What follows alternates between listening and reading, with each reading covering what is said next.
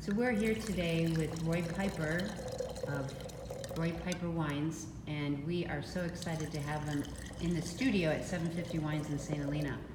Roy, we can't wait to hear about the 2016 vintage. Can you tell us a little bit about it? Well, so our 2016, first of all, 2016 is a great year for Napa Cab. It continues a string of really good vintages for us going back for several years and really for the Valley.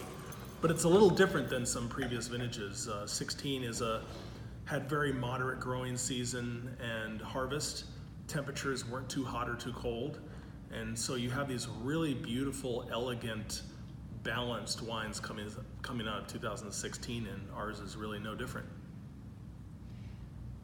What vineyards did you source fruit from, if you can tell us? So as always, my wine's a blend. I'm a big believer in blending, and I think you can make a more interesting whole than the sum of the parts. And so this year we have 3 different vineyards. The core of the blend is the same as it is every year. Mold's Family Vineyard, which is at the base of Mount Veeder.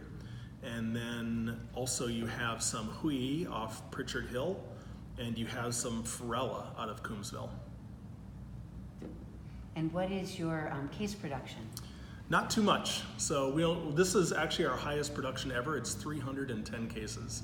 So only a tiny bit, and there's only one place that retails it, and that's you for the last several years.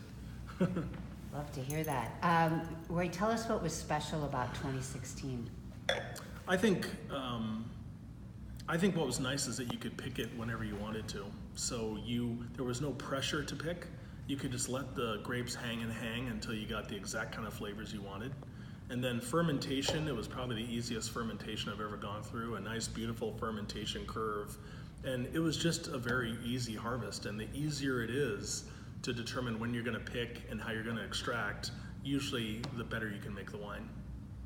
Fantastic. And who's your mentor in winemaking? Who do you look up to? Well, I kind of steal every good idea I've ever had.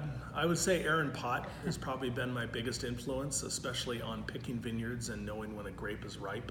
But I've also stolen ideas from Paul Hobbs and Mark Harold and Sean Johnson and Graham McDonald.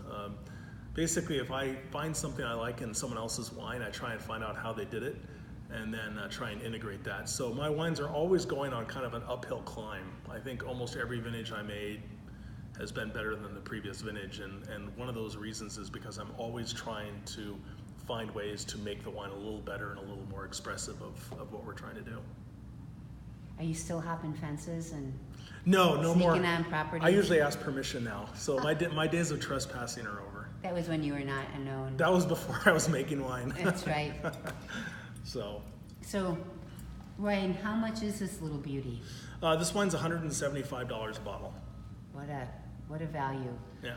Thank you so much for being with us today. Absolutely, thank you much. Sell, sell, sell.